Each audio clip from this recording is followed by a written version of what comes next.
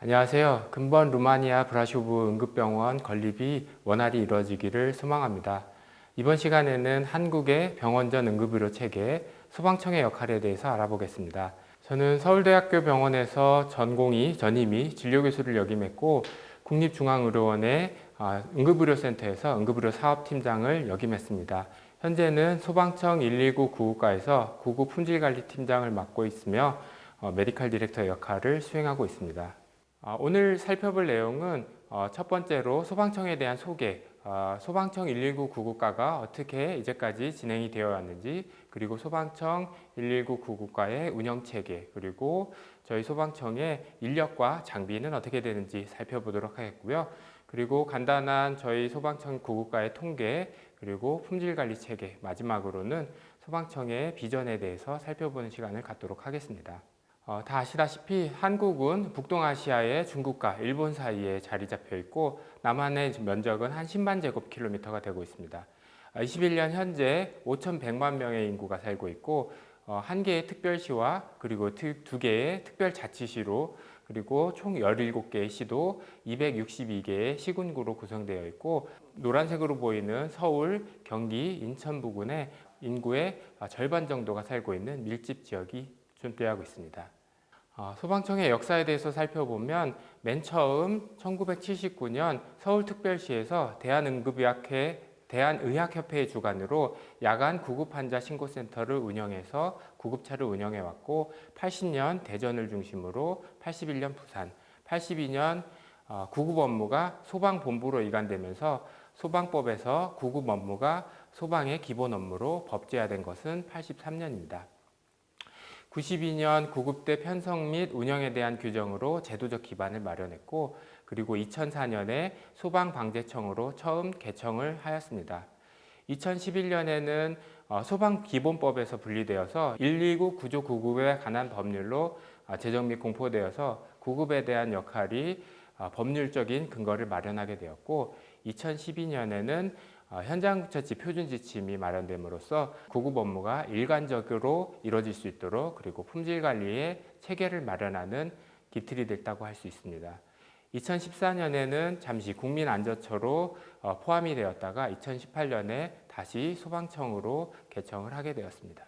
소방청의 운영 체계를 살펴보면 소방청 안에 119 구조구급국이 있고 119 구조구급국 안에 119 구급과가 존재하고 있습니다.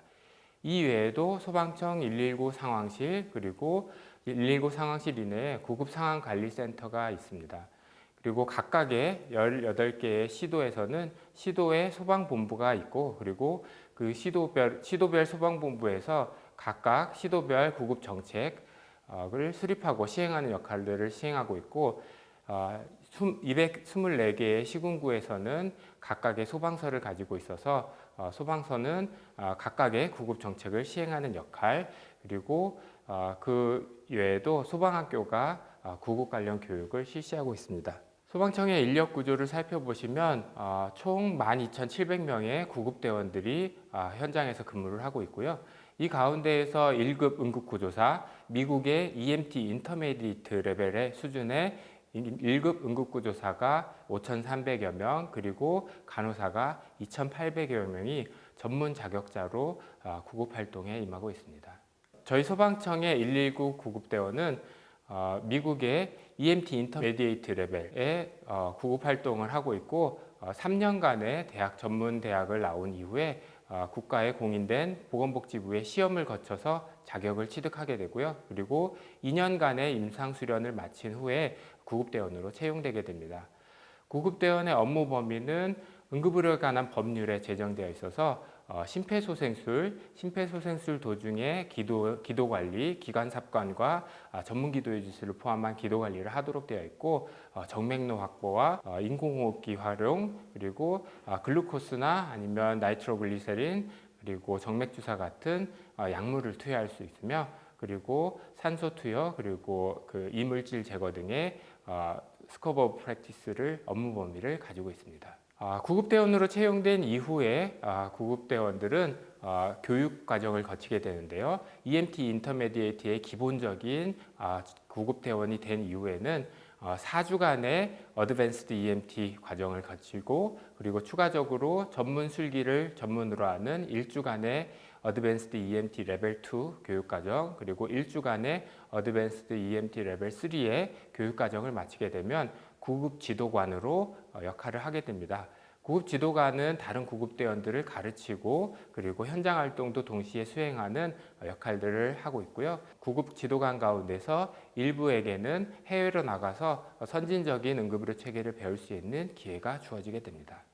저희 소방청에서 가지고 있는 앰뷸런스는 현재 1,558대를 가지고 있고 펌뷸런스라고 해서 심정지 환자, 중증 외상 환자의 경우에는 다중 출동을 통해서 환자에게 많은 인력이 한꺼번에 갈 수 있도록 다중 출동 체계를 유지하고 있으며 펌뷸런스는 현재 224개의 소방서, 1087개 안전센터에서 운영을 하면서 심정지 환자에 있어서 작년 한 해 8,000건 그리고 교통사고에 있어서 작년 한 해 9,000건 정도의 현장 출동을 보이고 있습니다. 또한 저희 소방 구급대원은 3인 탑승 앰뷸런스를 기본적으로 목표를 하고 있고 2016년에는 26.8%밖에 되지 않았던 3인 탑승 앰뷸런스의 비율이 2020년에는 86%가량으로 크게 증가한 양상입니다. 소방청에는 구급대원의 품질을 관리하는 메디컬 디렉터, 구급지도의사를 선임하는 제도를 가지고 있습니다. 이러한 제도의 근간은 응급의료에 관한 법률과 119 구조급에 관한 법률에 의해서 근거를 가지고 있으며 각각의 소방서에서 250명의 구급지도의사가 구급대원의 품질을 기록을 가지고 평가하는 품질평가를 간접의료지도를 시행하고 있고 17개 시도를 9개의 권역으로 나눠서 각각의 소방본부에 있는 구급상황관리센터에서는 구급대원이 현장에서 급한 처치, 응급처치를 수행할 때 직접적으로 통화를 하면서 구급대원에게 의료를 지도를 하는 직접의료지도 의사가 367명이 순환으로 근무를 하고 있습니다.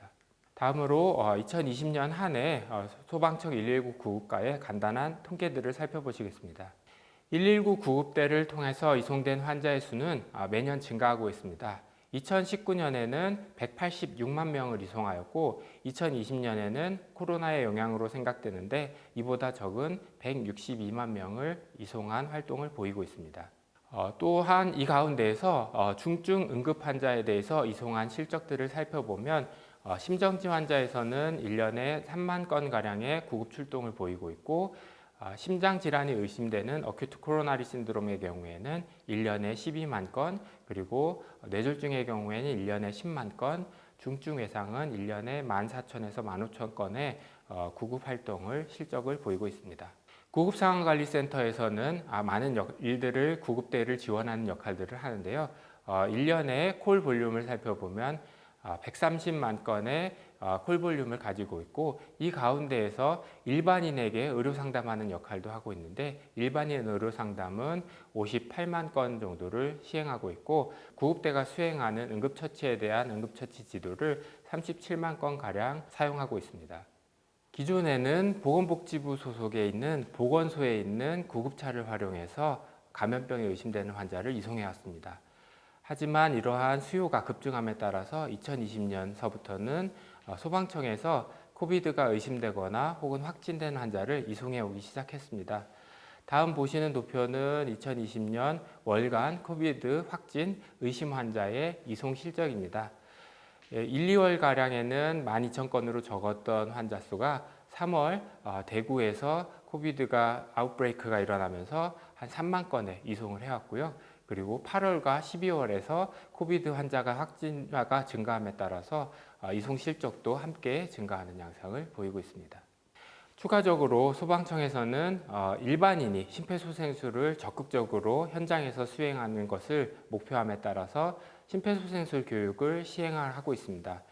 현재까지 2,100만 명에게 심폐소생술 교육을 시행했으며 평균 연간 200만 건의 심폐소생술 교육을 시행하다가 2020년에는 코비드의 영향으로 이러한 심폐소생술 교육 숫자가 조금 줄어든 양상을 보이고 있습니다. 다음으로 이러한 구급 활동에 대한 품질 관리를 어떻게 수행하고 있는지 살펴보도록 하겠습니다.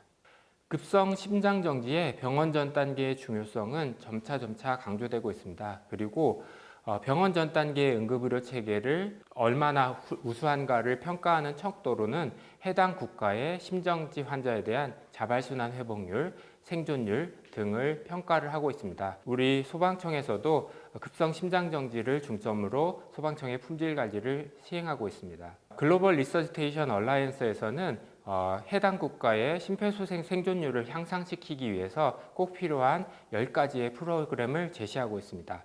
다음과 같은 10가지의 프로그램이 GRA에서 제시하는 심정지 생존율을 높이기 위한 10가지 프로그램인데요. 한국은 이 가운데에서 상당한 부분에 있어서 국제적인 표준으로 제시되면서 훌륭한 응급의료 체계를 가지고 있다고 알려져 있습니다.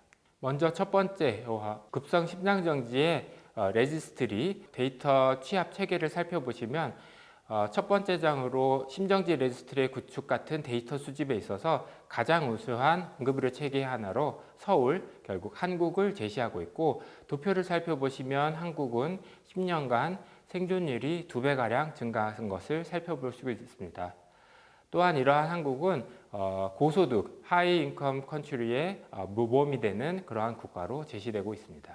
이러한 급성 심장정지 레지스트리는 왼쪽에 보시는 구급활동 일지, 그리고 심정지가 판단된 환자에게 있어서 어스타인 스타일의 표준에 맞춰서 작성하는 심폐정지 환자 응급처치 세부상황표를 모든 심정지 환자에 있어서 구급대원이 기록을 수행하고 있고, 이는 오른쪽에 보시는 구급 단말기를 통하여 전산으로 입력하고 평가를 하는 시스템을 가지고 있습니다.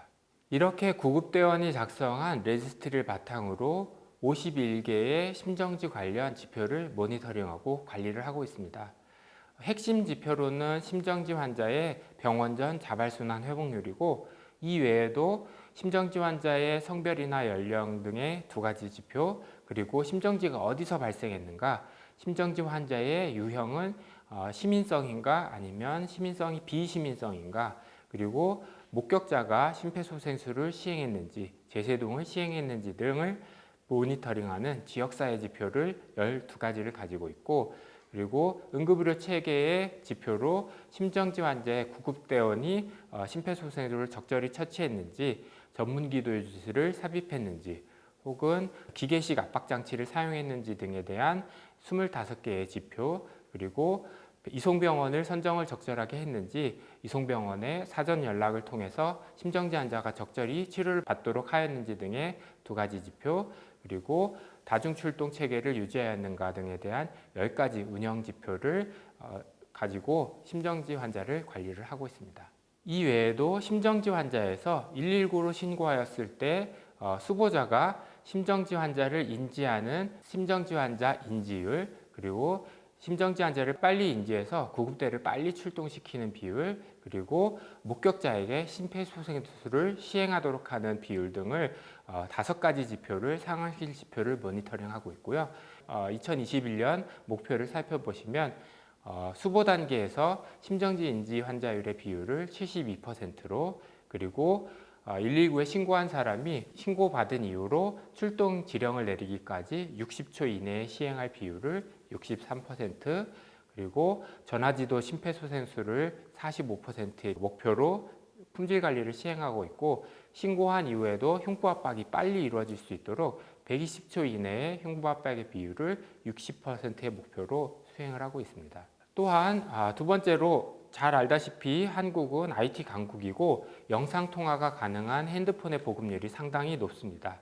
한국의 수도 서울에서는 구급상황관리센터에서 목격자가 심폐소생술을 시행할 때에 전화로만 통화하는 것이 아니라 영상통화를 통해서 가슴 압박의 깊이가 얼마나 적절한지, 위치가 적절한지, 속도가 적절한지 등을 적절하게 지도하기 위해서 영상통화를 통한 전화도움 심폐소생술을 2017년서부터 시행해 오고 있고, 이 또한 글로벌 리서치테이션 얼라이언스에서 선진적인 프로그램의 하나로 소개되고 있는 상황입니다. 또한 GRA에서는 구급대가 심폐소생술을 시행할 때 제세동기나 아니면 피드백 디바이스에 대한 기록을 바탕으로 품질 관리를 수행하는 미국 시애틀의 선례를 바탕으로 한국에서도 비슷한 품질 관리를 진행을 하고 있습니다.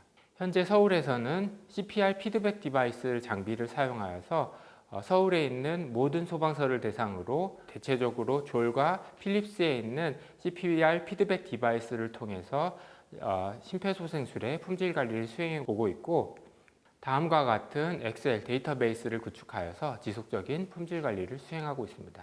심정지에서는 많은 사람들이 각각의 역할을 분담해서 하는 팀 어프로치가 상당히 중요하다고 하고 있습니다.